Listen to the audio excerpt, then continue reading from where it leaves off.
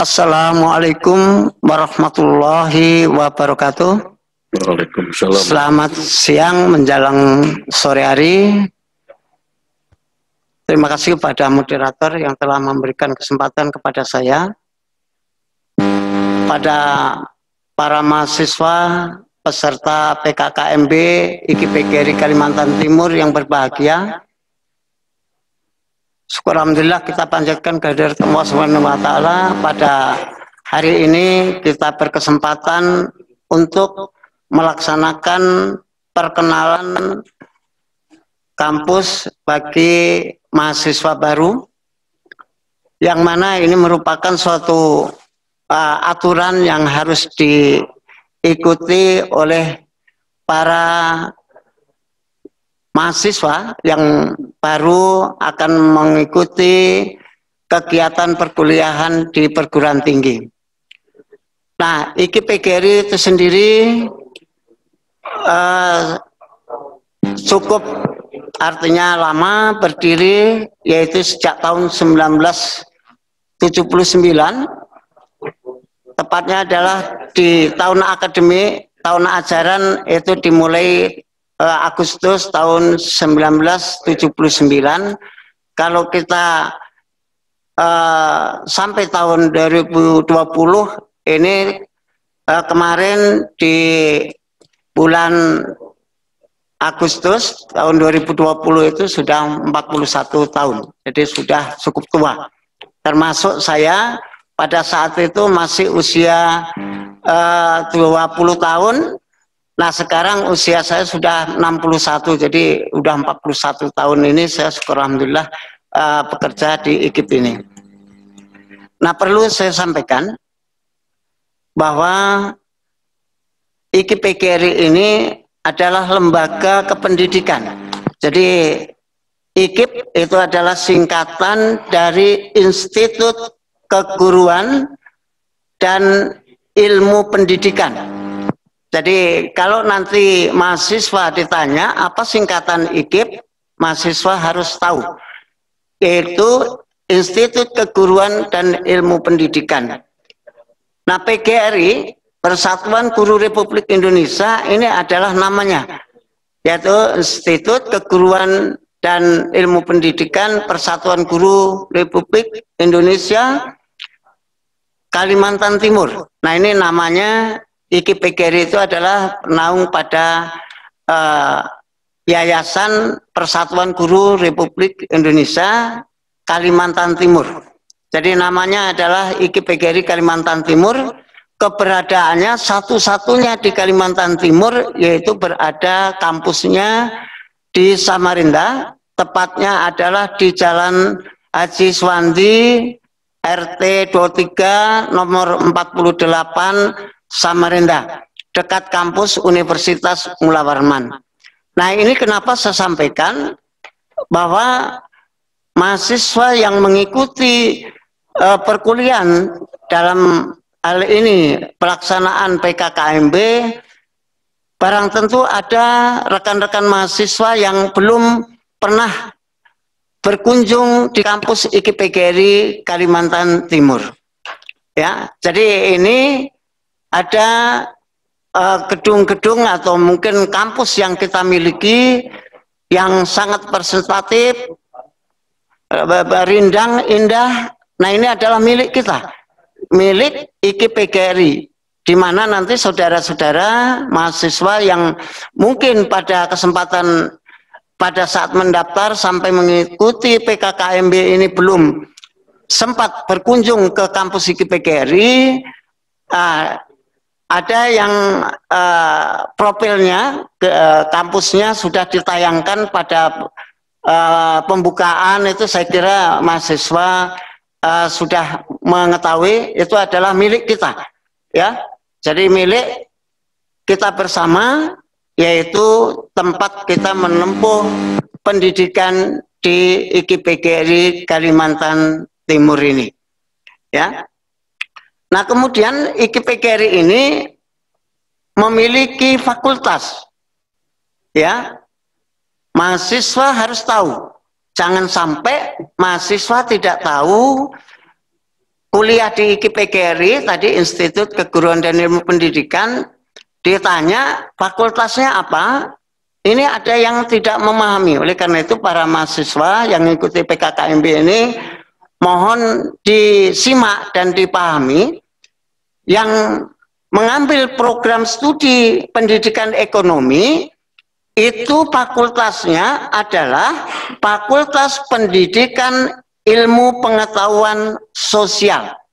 Saya ulangi, bagi mahasiswa yang menempuh pendidikan ekonomi, program studinya itu berada di naungan Fakultas Pendidikan Ilmu Pengetahuan Sosial, FPIPS singkatannya. Kemudian yang mengambil program studi pendidikan kepelatihan olahraga, fakultasnya adalah Fakultas Ilmu Pendidikan. Fakultas Ilmu Pendidikan, saya ulang, yaitu disingkat FIP. Kemudian ini ada program studi yang baru, yaitu berkaitan dengan program studi vokasi teknik otomotif. Fakultasnya adalah Fakultas Pendidikan Teknik, FPTK. Nah ini saya sampaikan agar para mahasiswa nanti kalau misalnya sudah melaksanakan kuliah atau mungkin ada mahasiswa ditanya bisa menjawab dengan benar. Karena apa? Beberapa kali saya jumpai ada mahasiswa yang sudah kuliah di semester 3, 4 itu kalau saya tanya ada yang tidak tahu fakultas apa, fakultas IKIP-PGRI, padahal itu salah. Ya, IKIP-PGRI itu adalah lembaganya. Ya. Kemudian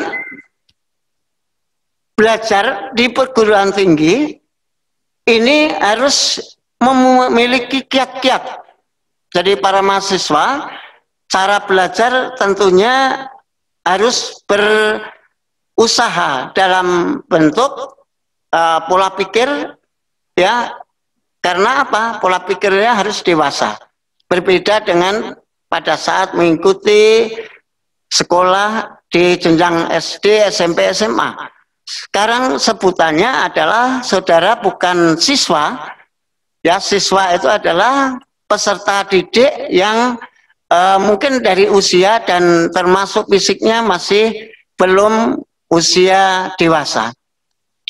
Nah sekarang sebutan saudara adalah mahasiswa. Maha itu adalah besar, siswa yang besar. Nah tentunya dari segi kiat-kiat belajar atau cara belajar di lembaga pendidikan tinggi ini harus memiliki suatu pola pikir secara mandiri, ya, artinya tidak perlu diperintah atau diawasi oleh orang tua. Apalagi nanti saudara kalau sudah kuliah langsung secara luring bertatap muka dengan Bapak Ibu dosen di IKIP di kampus yang megah ini, saudara tentunya tidak perlu adanya suatu pemikiran, wah saya kan jauh dengan orang tua, jauh dengan pengawasan. Nah maka saudara harus berpikir secara dewasa, ya. Nah ini penting sekali, bertanggung jawab atas diri sendiri. Nah ini adalah demi apa?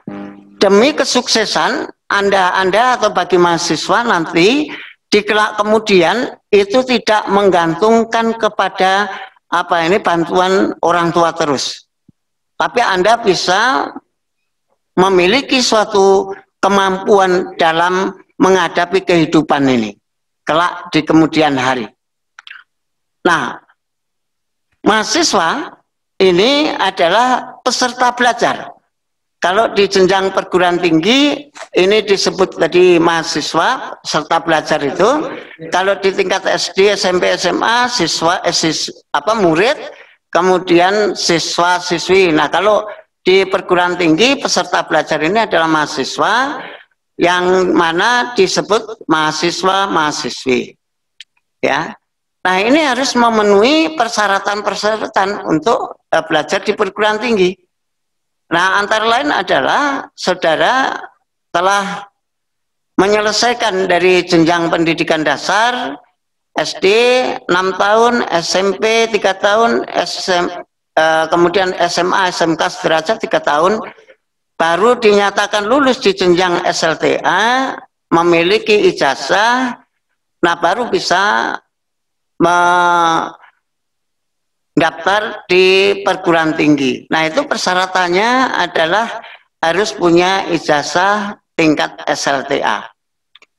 Nah pola pikir bagi mahasiswa ini harus berpikir secara dewasa. Tadi sudah saya singgung, sudah saya sampaikan bahwa mahasiswa itu jangan pola pikirnya itu seperti anak di jenjang tingkat SD SMP. Anda sudah mahasiswa, jadi pola pikir secara kedewasaan, secara pola pikir secara dewasa fisik maupun mental ini tanggung jawab saudara, ya, artinya bertanggung jawab atas diri sendiri. Nah itu yang dimaksud belajar di perguruan tinggi, di mana saudara-saudara tentunya ini harus memiliki suatu perubahan pola pikir, perubahan sikap dan termasuk perilaku, ya, karena saudara ini adalah sebagai mahasiswa, calon pendidik, calon ibu bapak guru, ya, meskipun nanti kalau sudah studinya selesai di IKIP ini mungkin ada yang tidak mau jadi guru, mungkin ingin jadi wirausahawan, mungkin ada yang ingin menjadi pelatih olahraga, mungkin yang di jurusan otomotif mungkin akan membuka usaha perbengkelan. Nah ini pada dasarnya sekarang adalah kita mempelajari ilmu guru, ya, ilmu guru. Ada ilmu guru itu ada istilah pedagogik, didaktik, metodik. Nah nanti akan kita pelajari setelah kita belajar di kegiatan perkuliahan. Nah kemudian di samping tadi sudah saya sampaikan bahwa mahasiswa belajar di perguruan tinggi ini selain tadi memiliki tanggung jawab untuk diri sendiri, yang lebih utama itu adalah memiliki kesadaran yang sangat tinggi, ada niatan, minat ini, ya, jadi harus timbul dari diri sendiri. Meskipun saudara-saudara nanti kalau sudah belajar di kampus jauh dengan keluarga, dengan bapak ibu, jauh pengawasan, Anda harus adanya suatu niat. Saya harus berniat, ada niatan untuk mensukseskan diri sendiri. Nah, untuk mencapai ke sana, yang lebih utama juga harus menanamkan disiplin. Nah ini, ya, jadi mengikuti perkuliahan dengan tepat waktu, ya, kalau ada tugas dari dosennya misalnya suruh menyelesaikan tugas-tugas, harus dikerjakan, jangan takut salah, ya. Nah ini penting sekali, ya, penanaman disiplin ini. Ya, saya bekerja di IKIP ini di kurang lebih 40 tahun itu saya memang menanamkan disiplin. Jadi dari sekian banyak teman-teman itu mungkin ada juga yang tidak memiliki rasa kedisiplinannya, sehingga ada juga teman yang kerja di IKIP ini yang istilahnya mundur diri, nggak tahan gitu. Tapi saya karena sudah terbiasa mulai dari sejak kecil dibiasakan untuk ditanamkan kedisiplinan, ya syukur alhamdulillah. Artinya saya kerja di IKIP ini sampai sekarang syukur alhamdulillah saya masih dipakai. Nah, ini. Kemudian di samping disiplin, tekun dalam belajar. Ya, jadi sekarang ini belajar itu banyak sumbernya. Ya, para mahasiswa dalam mengambil istilahnya informasi mungkin boleh pelajari dari dunia apa ini maya ya, sekarang ini internet ya, apa ini banyak peralatan-peralatan yang canggih yang bisa diambil sumber untuk belajar.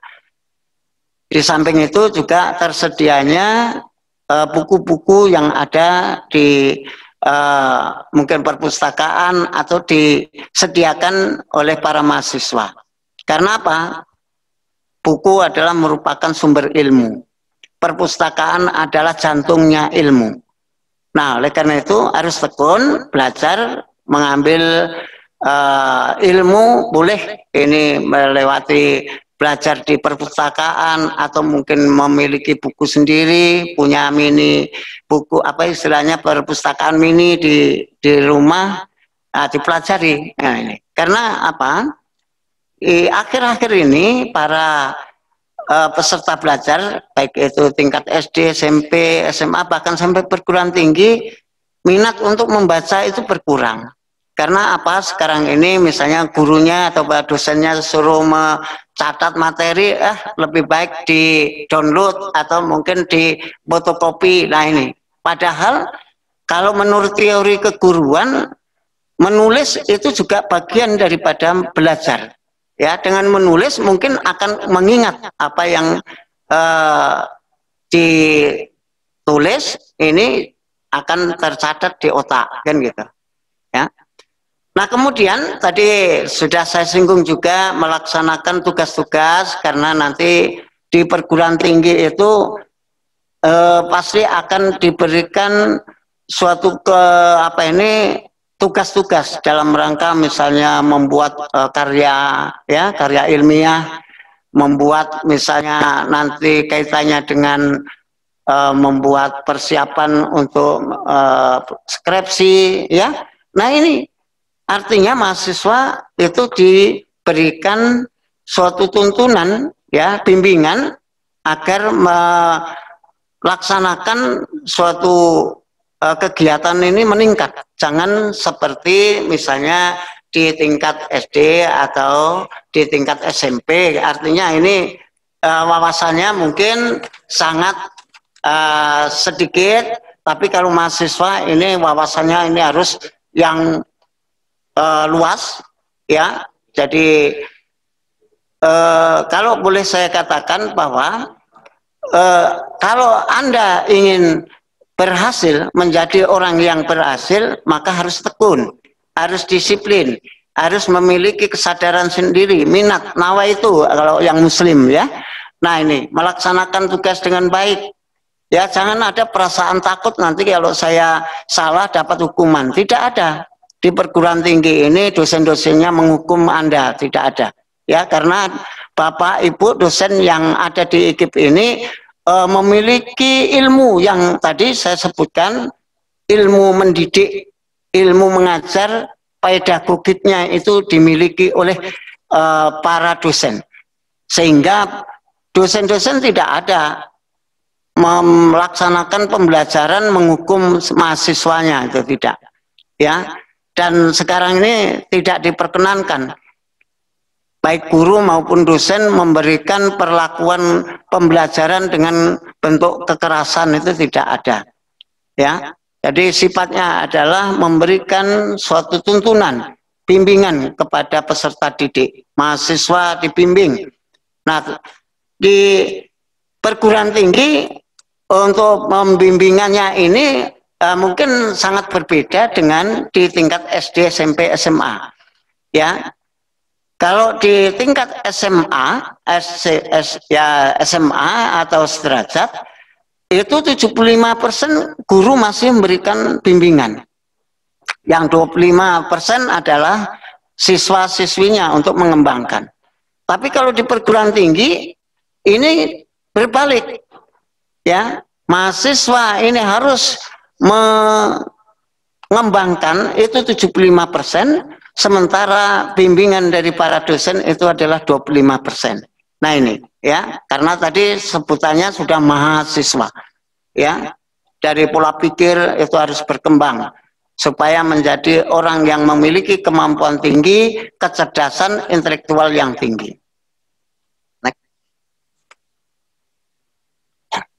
Nah, kemudian ini saya sampaikan kepada para mahasiswa, tentunya ini karena mahasiswa baru, tentu ada aturan-aturan yang harus dilakukan, yaitu bagi mahasiswa baru proses ini dimulai dari pendaftaran, ya. Jadi ada persyaratan secara pembiayaan, karena saya memang bidangnya di keuangan. Jadi ini langsung saja saya sampaikan secara khusus bagi mahasiswa baru ini sudah dilaksanakan, yaitu proses untuk pendaftaran, kemudian membayar uang pendaftaran, membayar uang partisipasi dan uang SPP. Ya, jadi ini ada uang partisipasi itu diberlakukan hanya 1 kali, bukan setiap tahun. Ya, jadi yang dibayar 1 kali saja. Misalnya untuk tahun ini uang partisipasinya itu sudah ditetapkan sebesar Rp2.500.000. Nah, kalau sudah lunas itu sudah tidak ada lagi ditagih atau harus membayar lagi di berikutnya. Nah, kemudian uang SPP, nah yang perlu dibayar ini adalah uang registrasi.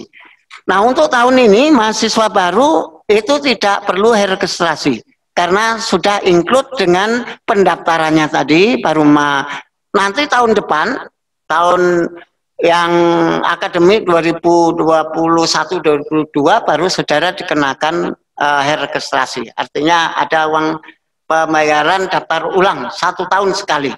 Besarannya nanti ditentukan, ya. Kemudian langkah yang lain yang perlu dibayar, kewajiban mahasiswa nanti membayar SPP, registrasi 1 tahun sekali, kemudian uang magang, uang yudisium, uang wisuda, ya. Nah, itu nanti besarannya sudah disampaikan. Habis, Pak. Ya. Kemudian naik. Nah, kebijakan bagi lembaga ini kebijakan khusus untuk tahun 2020-2021 ini secara khusus pada semester ganjil. Semester ini oleh Badan Pelaksana Harian dan Bapak Rektor ini membuat suatu kebijakan bahwa untuk semester ini pembayaran SPP-nya itu diberikan keringanan sebesar 20%. Ya. Jadi kalau misalnya saya contohkan jurusan olahraga dan jurusan otomotif, SPP-nya per semester 2,5 juta, cukup membayar 2 juta untuk 1 semester. Bagi pendidikan ekonomi yang seharusnya membayar SPP 2.250.000, ini harus membayar, atau sekarang ini karena diberi potongan 20% cukup membayar 1.800.000, ya. Jadi yang 20% itu dengan maksud adalah untuk memberi paket data atau kegiatan perkuliahan bagi Anda, ya. Next. Mahasiswa dalam mengikuti PKKMB ini dari lembaga diberikan fasilitas, yaitu berupa baju kaos, topi, dan alma mater. Nah, untuk bagi mahasiswa yang mungkin ini masih berada di daerah, artinya kaos alma mater itu boleh nanti diambil setelah pertemuan kuliah secara langsung. Ya, temui saya, nanti akan saya siapkan. Artinya jumlah mahasiswa ini kami sediakan, artinya cukup, jangan ada kekhawatiran untuk nanti tidak kebagian. Seluruh mahasiswa, baik itu pendidikan pelatihan olahraga, pendidikan ekonomi, dan pendidikan vokasi otomotif diasuransikan setiap tahun, yaitu asuransi kecelakaan. Ya, jadi Anda diberikan suatu keselamatan. Ya, ini jangan sampai berdoa untuk celaka, ya. Tapi ini adalah salah satu lembaga memberikan fasilitas yang memang ini sudah kita lakukan sudah cukup lama. Mahasiswa diberi identitas kartu mahasiswa nanti, ya. Jadi kalau Anda misalnya ditanya kamu mahasiswa mana, nah ada buktinya nanti. Kemudian setelah ujian, maka ini diberikan hasil studinya, ya. Kalau di tingkat SMP, SMA itu rapot, tapi kalau di perguruan tinggi adalah ini apa? KHS, kartu hasil studi, ya. Nah, kemudian sedikit lagi ini ada kaitannya dengan mahasiswa juga diberi kesempatan untuk mengurus dari bantuan-bantuan, ya. Ada bantuan beasiswa yang mahasiswa IKIP juga diberikan bantuan dari pemerintah pusat berupa beasiswa bidik misi. Sekarang ini berupa namanya adalah KIP kuliah. Ada PPA dan BBM. PPA dan BBM ini adalah peningkatan prestasi akademik. BBM bukan bahan bakar, tapi ini adalah bantuan belajar mahasiswa. Ada beasiswa yang diberikan dari bank, ya. Ada bank Kaltimtara, ada bank BRI, itu memberikan bantuan berupa beasiswa bagi mahasiswa IKIP. Nah, kemudian ada bantuan beasiswa dari perusahaan. Ini ada beberapa mahasiswa yang kebetulan tempat tinggalnya itu berdomisili atau tinggal di daerah perusahaan, mereka diberikan bantuan untuk pendidikan, yaitu bantuan pembayaran SPP-nya. Ini mahasiswa itu juga ada. Kemudian ada bantuan beasiswa Kaltim tuntas. Nah, ini nanti akan diberikan bagi mahasiswa yang mungkin berkeinginan. Nah, ini tentunya semua itu harus memenuhi persyaratan dan ada prosesnya. Saya kira itu karena keterbatasan waktu, saya ucapkan banyak terima kasih. Dan apabila ada tutur kata atau pembicaraan saya ini mungkin tidak berkenan, saya mohon maaf. Dan waktunya ini karena sangat mepet. Tadi seharusnya jam 1:01, ternyata baru bisa dimulai hampir jam 2 ini. Terima kasih. Assalamualaikum warahmatullahi wabarakatuh. Selamat sore. Waalaikumsalam warahmatullahi wabarakatuh. Terima kasih Bapak Wakil Rektor 2 di bidang keuangan. Meskipun ini secara virtual, kami mohon dengan hormat kepada seluruh mahasiswa peserta PKKMB, mari kita berikan A+ masing-masing kepada Bapak Wakil Rektor 2 bidang keuangan. Mari kita berikan aplaus. Terima kasih atas partisipasinya. Apa yang telah disampaikan oleh Bapak Wakil Rektor 2 itu, kalau saya rumuskan yang berkaitan dengan niat belajar di perguruan tinggi itu, ya, ada 4 supaya kita bisa sehat jasmani dan rohani. Pertama, tadi ada olah pikir. Bagaimana olah pikir? Pikiran kita harus diolah supaya jadi cerdas. Yang kedua, olah rasa. Rasa kita harus diolah.